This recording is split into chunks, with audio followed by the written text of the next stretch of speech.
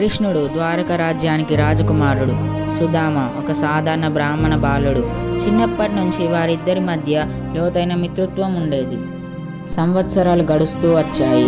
కృష్ణుడు రాజయ్యాడు, కానీ సుదామ మాత్రం తీవ్ర పేదరికంలో జీవిస్తున్నాడు.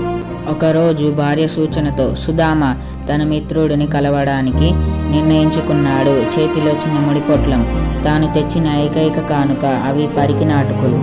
సుదామ ద్వారకకు చేరుకోగానే కృష్ణుడు గుడిలో ఉన్నాడు. సుదామను చూడగానే వెంటనే తన సింహాసనాన్ని వదిలి పరుగున వచ్చి అతనిని హత్తుకున్నాడు. సుదామ బేషరత్తుగా తన పెద్ద కానుక అటుకులు కృష్ణుడికి అందించాడు.